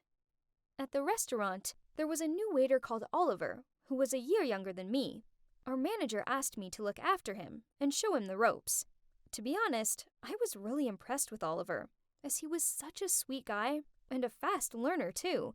Pretty soon, we became closer, and he was like my little brother. Jude, however, did not like him one bit. He was always shouting at Oliver, and even complained that he was careless and clumsy. Talk about the pot calling the kettle black. We all knew that Jude was the clumsiest guy in the world. Anyway, Jude's birthday was coming up, and I wanted to buy him a new shirt, seeing as he mainly was wearing old clothes from the donation center. I wanted it to be a surprise, so I asked Oliver to come shopping with me, as Jude and Oliver were pretty much the same size. After buying a beautiful sweatshirt for Jude, Oliver took me home, and as we approached my house, I spotted Jude pacing up and down outside. Was he waiting for someone? When he saw that it was Oliver who gave me a ride, he looked angry and stormed into the house. I quickly said bye to Oliver and ran in, and I couldn't believe what I was seeing. The table was set with a whole bunch of delicious-looking dishes, and there were even candles and flowers. I was so confused. Had he invited a girl over for a date? How dare he? I asked him what it was for, and he said, "What day is it today? Did you forget it?" "Oh, so all of this was for his birthday party?" I just laughed and handed him the gift bag. He immediately looked so happy. What a child. But then he suddenly gave me a doubtful look and asked, "But what did you do in the afternoon? And with that Oliver guy?" I told him I'd asked Oliver to help me go shopping for his birthday, and then I jokingly said, "But why are you suddenly so curious? Why, you looked so annoyed upon seeing him. Are you jealous or something?" I wasn't expecting what happened next. He suddenly blushed and muttered out, "Actually, yes. I like you, Amelia. In fact, I think I'm in love with you." "Whoa! What?" I totally froze and didn't know what to say, but just kept looking at him and gasped. He could see I was speechless, so he waved his hands in front of me and said, "Hello, Earth to Amelia." Then he continued, "Well, Amelia, do you, have feelings for me too? Actually, never mind. It's not important. I mean, if you don't, then just forget it, and we can go back to being friends." Oh God, I had never seen him so shy before. His face went red as a tomato, and he kept scratching his head shyly. I couldn't help laughing, as, honestly, he looked so cute. So I grabbed his hands, and I couldn't stop the words from pouring out of my mouth. "Jude, honestly, I like you too." My heart was racing as I said that, and I didn't know what else to say. But suddenly he was hugging me tightly, and then the next moment we were kissing. I was over the moon. I hadn't realized how much I'd wanted that to happen. It felt amazing. From that moment on, we were inseparable. We lived together, worked together, and in our spare time we went camping, hung out in the park, and cycled to watch the sunset. He cared about me so much, and I don't think I'd ever been that happy in my life before. I didn't think life could be that great. Then, one day, while we were cleaning the house, he suddenly called me. "Amelia, look! How cute these pictures are! You drew them, right? Wow, you're gifted." I realized he was looking at my box of comic books I'd drawn, which I'd hid under the bed. I felt kinda embarrassed, and told him that I hadn't done any drawings in a while. Then he asked me why I stopped, and I told him about how it had always been my dream to go to art college, but since my mum passed away, I'd had to forget it for a while and focus on just surviving. Jude suddenly grabbed my hands and said, "Honey, let's make this dream happen. I'll help you, okay?" I was so touched and gave him the biggest hug as a response. Jude was my everything, and best of all, he always supported me. And now, he encouraged me to follow my dream too. Time went on, and everything was going amazingly, until one day when everything changed. Jude and I were out walking when a luxury black car stopped next to us. A random guy appeared and told us to get in the car. I freaked out and grabbed Jude's arm. What was happening? Were we being kidnapped? There was no way we were getting in the car. But suddenly the guy said, "Jude, this is an order from your parents." Jude looked shocked and said, "What do they want? They already kicked me out, so why should I come back? They want to show me how happy they are without me or something?" But still, Jude climbed in the car, and I had no choice but to follow him. On the way, there were so many questions running through my head, but I just kept quiet. A short while later, we stopped in front of a mansion. This must have been Jude's house. Whoa, I knew he came from a rich family, but not to this extent. Jude held my hand and led me inside, where a couple, probably his parents, was sitting and waiting for us. Jude immediately shouted at them, saying, "What do you want? I moved out just like you wanted, so why can't you leave me alone?" I had never seen Jude so angry before. It actually scared me. His parents looked calm, though, and they just sat there smiling, and then his mom asked him to calm down and take a seat. The next moment, a maid appeared and brought us some water, but she accidentally spilled some, and she looked mortified. She kept apologizing and wiping it up, but Jude took the tissue and started cleaning it for her. Then he politely said to her that he would come help her make the pot of tea. Jude's parents looked shocked, but somewhat content, and asked Jude to stay as they had something important to tell him. They couldn't stop grinning. It was so weird. Then they told us their news, which shocked me to my core. Jude actually was their biological son. They'd lied to him because he'd had such a bad attitude, and they just wanted to teach him a lesson and force him to grow up a bit. They were sick of doing everything for him, and thought maybe moving out for a while would inspire him to become independent and realize the true value of family and money. What? I couldn't believe what I had heard. They kicked him out to help him grow up? That almost sounded like nonsense, but I guess it had worked, right? He had changed. But how could they come up with such a crazy plan? Of course, Jude wasn't okay with this. In fact, he was furious. "What did you say?" he screamed. "Am I a joke to you or something?"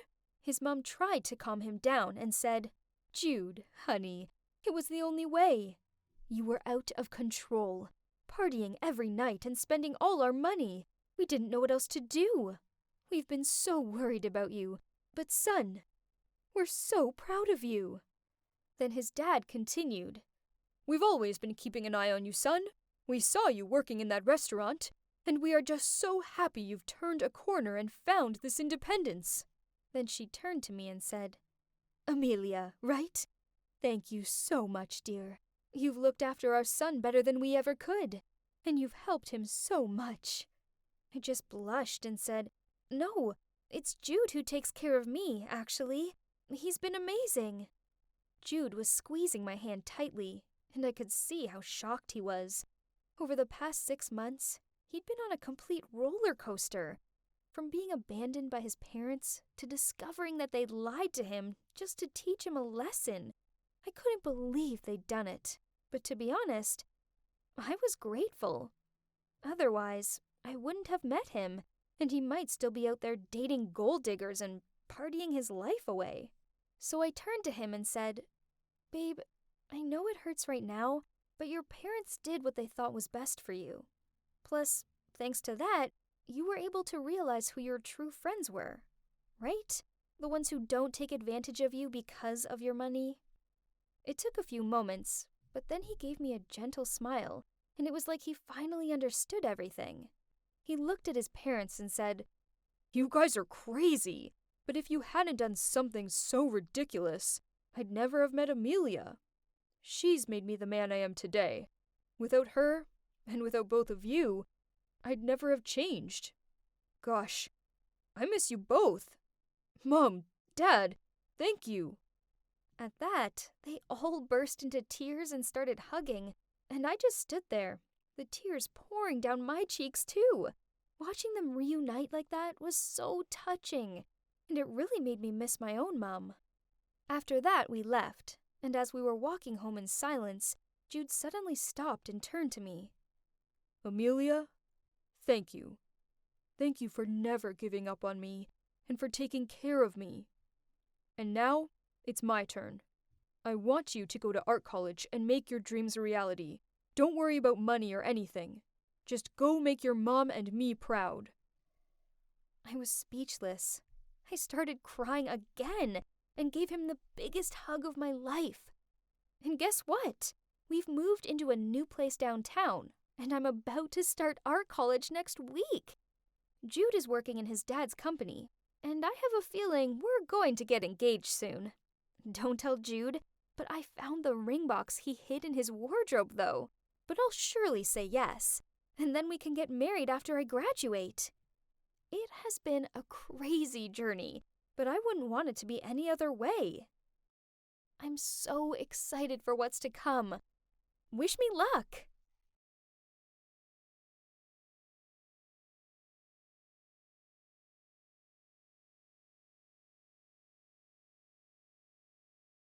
Hi, my name is Happiness. You're impressed with my name, right? My dad gave me that name. And yeah, as you can guess, he put a lot of hopes and dreams in me. I'm now 18 years old, and tomorrow I will fly to Massachusetts to start my college. My parents are preparing a farewell party for me downstairs. I have never left my hometown and been away from my family, so this is such an occasion. As I'm packing my belongings for college, a flood of memories come to mind. You see, when I was a kid, my family was dirt poor. We lived in an old, dilapidated house on the outskirts of Selma in Alabama. I remember we would buy a chicken at the beginning of the month, and my parents would make it last the whole month. I didn't realize we were poor, though. In fact, at that point, I was just a happy, carefree little girl, but that wouldn't last. My mom worked as a cleaner for a rich family, but they treated her terribly, and she barely earned enough money to even take the bus there. My dad was a lorry driver, and so he was away a lot, delivering goods to other states. Every weekend when he came home, I'd stand out on the porch as soon as I saw his big truck driving up the dusty road. I'd run out there and jump up and down. The best part was that he always brought me a little present, like a piece of candy that he'd saved for me, or a small toy. They weren't valuable gifts, but they meant the world to me. One time he came home, and I ran up to him and said, "Daddy, yesterday Jeannie's dad brought her a chocolate egg back from his trip. It even had a toy inside. I want one too." My dad looked confused. Then he said he'd heard of them, and they were called Kinder Eggs. And then, with loving eyes and a smile, he promised he'd find me one, no matter how hard it would be, even if it was the last thing he did. The next weekend, I raced out to the street and could barely contain my excitement as I waited for him to come home. I waited and waited, but still he didn't arrive. I started to get worried, so I asked my mom where he was. She said, "Oh, sweetie, he's on his way. Why don't you go to sleep, and as soon as you wake up, he'll be here." There was no way I could sleep. All I could think about was getting a chocolate egg with a toy inside. I'd almost dozed off when I heard his voice. I ran downstairs and jumped into his arms, hugging him. "I missed you, Daddy," I told him, and he laughed and said, "I missed you too, sweetie pie." Then I said, "Where is it? Did you get me a chocolate egg?" I eagerly asked. Then his face dropped. He said, "Sorry, baby. I was working late, so I didn't have time to buy one. But I promise I'll bring you two next time to make up for it. Okay?" But this wasn't okay. I was so disappointed. I pushed him away from me and burst into tears, saying, You promised me! I'd never cried like that before over something so small, but at the time it felt like such a big deal, and my dad looked confused to see me so upset. At that moment, my mom came through and saw me. She immediately understood everything, then started to comfort my dad. "Come on, honey, take a rest. You've worked yourself too hard recently. Come eat. You're so skinny these days." This just made me more annoyed. I was the one who needed comforting, not my dad. So I shouted at my mom, "Mommy, Daddy didn't keep his promise." But my mom just ignored me, and so I stormed back up the stairs, crying all the way.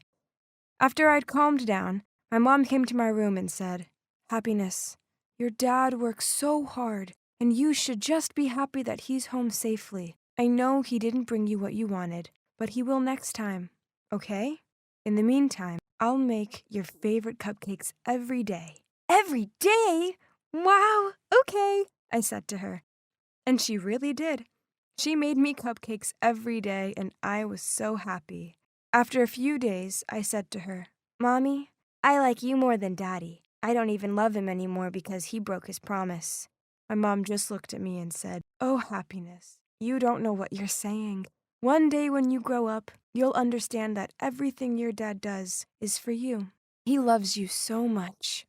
The next weekend rolled around, and as usual, I ran outside to wait for my dad. Just like the week before, the sun set and still he was nowhere to be seen.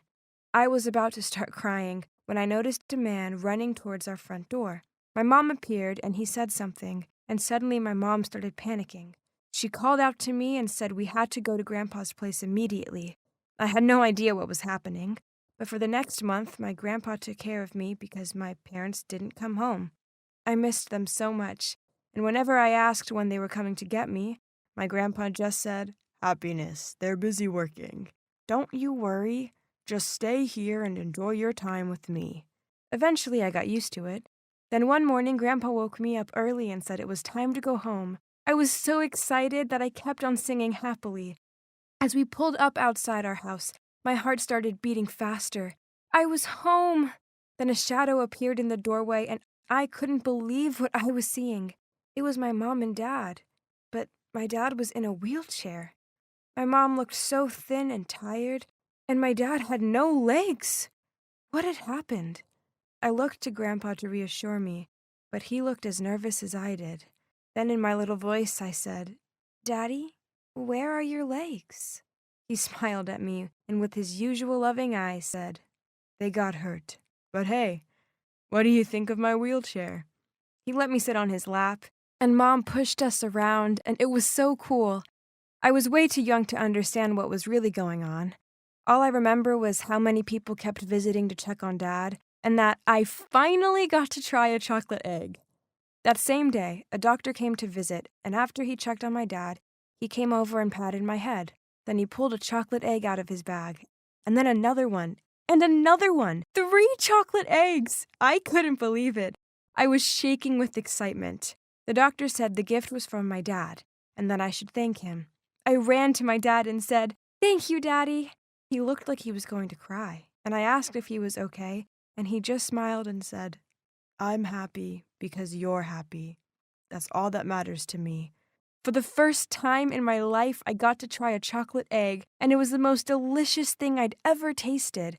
And the best part was that inside there was a toy. After I opened and ate all 3, I just wanted more. I kept asking my dad when I could get more, and he just laughed. And then I thought, maybe if I studied really hard and was a good girl, I'd get some more. So that's what I did. I focused on my study, and one day I won a medal at school for winning a math contest. I was so excited to show my parents and assumed they'd give me a chocolate egg as a reward, but that's not what happened. They congratulated me, but said it wasn't possible for them to get me another chocolate egg. I don't know why, but this made me so angry. I cried, and I even threw my bag at them, and this made my mom super mad. She scolded me so much that I was scared and ran out the house and went to my grandpa's house. I cried and told him everything, and my grandpa said, "Happiness, the reason your mom got so mad is because she is under too much pressure and has to work so hard to look after you. Now, your dad can't work, so she's in charge, and it's a lot for her to deal with." Then he told me what happened to my dad, and it changed my life forever. That day when my dad was out doing his deliveries, he got an opportunity to do some overtime, which he jumped at the chance to do so he could buy me my chocolate eggs. On his way home, he stopped to buy them for me, and then because he was so tired, as he was leaving the store, he got hit by a drunk driver. He was hit so hard he lost both his legs. I couldn't believe it. How could I have been so selfish? If it weren't for me demanding a chocolate egg, my dad would still have his legs. I felt so terrible. And so the next day, when I won some candy for the other math contests, I came home and went to my parents. "Mommy, Daddy, I'm so sorry. I want you to have these. You always do your best to give me the sweetest life, and so I wanted to make yours sweeter too." That probably sounds a bit deep for a 6-year-old to say, right? Well, my grandpa taught me that one. My parents were so moved that they almost cried when they hugged me. And even though I didn't understand it at the time, I do now. And it's so true. It's taken me a while, but now that I'm about to move out, I finally understand the life my parents have given me and how sweet it has been. Through this channel, I'd like to send some words to my parents. Mom, Dad, if you're watching this, I want you to know how much I appreciate everything you've done for me. Now it's my turn to work hard. Hey guys, I'm Vanessa, and I want to tell you about my first love. So, do you all remember your first love? Yes, right? I mean, come on. How could you ever forget that first time butterflies in the tummy feeling, hand holding, and that kiss? In the heat of first love, it's easy to believe this will last forever and be a true fairy tale. Only so many first loves lead to a messy breakups that turn into a nightmare. My first love was with a boy named Julian, but you'll have to stick around to find out if our love story was a fairy tale dream or a fairy tale doom. Julian and I started off as friends, best friends. He lived across the street from me and our families were close. We hung out all the time, so much so that our parents teased that we'd get married one day. At the time I thought, no way, but we were just kids back then.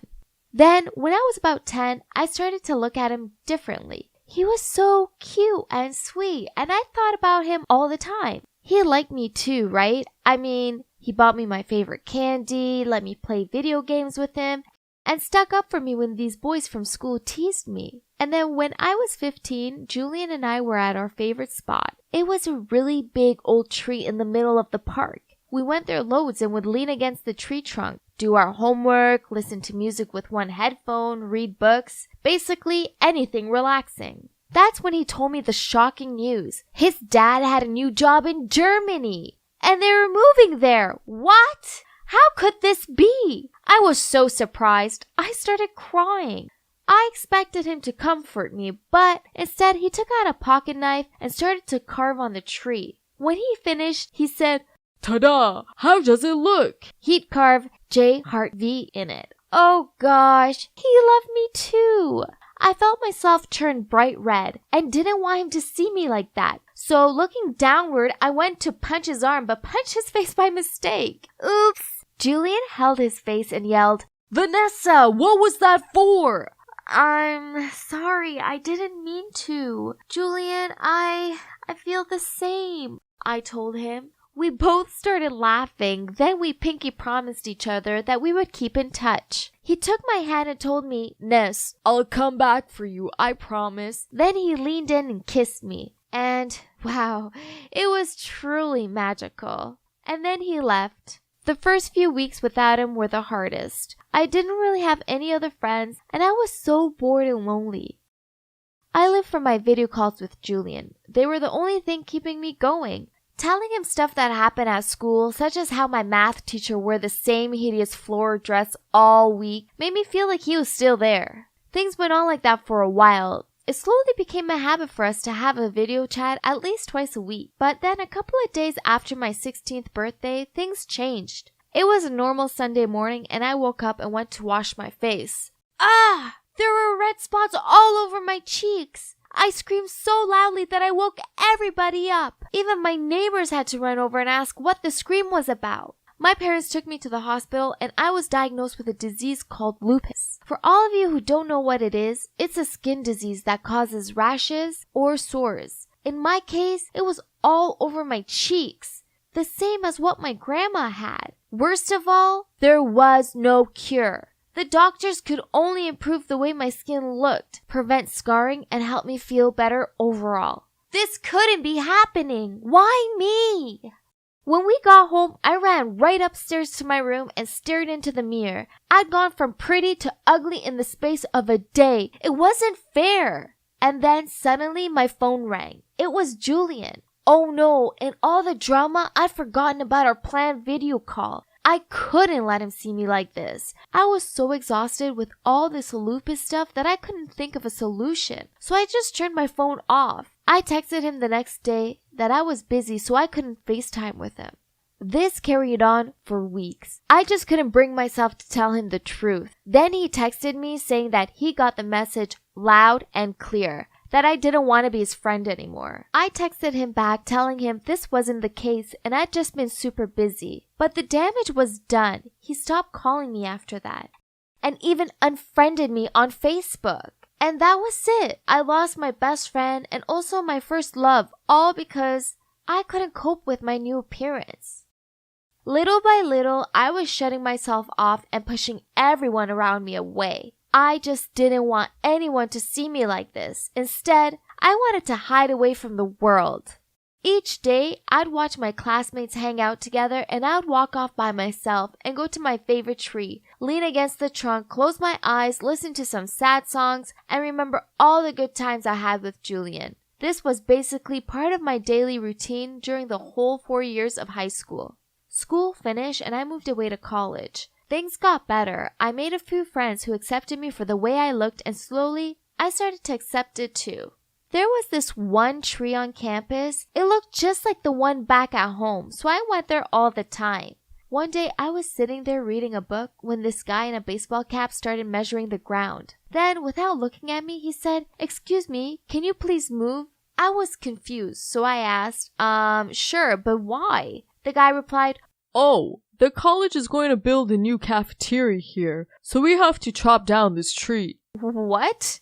They wanted to chop down my favorite spot on campus just so that they could build some stupid cafeteria? No way! Who was this guy anyway? And didn't anyone ever tell him it was rude not to look people in the eyes when talking to them? I gave him a piece of my mind. You architects are all the same. You never give a damn about what you have to destroy to build an ugly building. Leave this tree alone or I'll chop you down. Then I gave him a really dirty look. He just shrugged and carried on measuring. This made me so mad that I kicked him in the butt, causing him to fall onto the ground. His cap fell off and whoa, it couldn't be. Julian? Was that really him? But how? Wasn't he in Germany? Why was he here? And why didn't he recognize me? I mean, I had a different haircut and all, but I didn't think I've changed that much. Or was it because of my lupus? Suddenly, I heard him say, "What the? Are you mad? What's wrong with you?" Oh gosh, I'd totally forgotten that he was still lying on the ground. I mumbled out a sorry and immediately rushed back to my dorm. That night, I couldn't sleep. Instead, all I could think about was Julian. He was so handsome and so tall. How could he have become so good looking? Why did this stupid disease pick me? There was my first love right in front of me after all those years apart. But because of my disease, he didn't know who I was. He blossomed and I hadn't. Maybe it was for the better that Julian didn't recognize me. If he knew this was how I look like now, oh boy, I didn't even want to imagine how embarrassed I would be. So, okay, let's just put it aside for now. What I first needed to do was save my tree. There's no way I was letting the college chop it down. I did some research and found out that the construction would begin in a week. So, I had time to convince as many students as I could to protest against it. And when the day came, I had about 20 people with me. We all held signs and said, "Save the tree" and "Stop the chop." The head of campus, Julian, and the construction workers were trying to make us leave, but we were persistent. At the end, they had to push back the construction dates. One of us remained by the tree at all times, come rain or shine. It was exhausting and cold, but it was worth it when the tree was saved. Then, one day when I was on tree guarding duty, my friend rushed over to me and excitedly told me that the college was going to change the location of the new building. That was such great news. Apparently, Julian had told them that the ground was more suitable in another location. Why would he help us all of a sudden? Did he have a change of mind? I went to class with those questions that kept bugging my mind, and right after school was out, I came over to the tree again, and to my surprise, I saw Julian standing next to it. I walked towards him and asked, "Why did you convince them to change the location of the building? I mean, we really appreciate it, but why the change of heart?" Julian froze for a second and then said,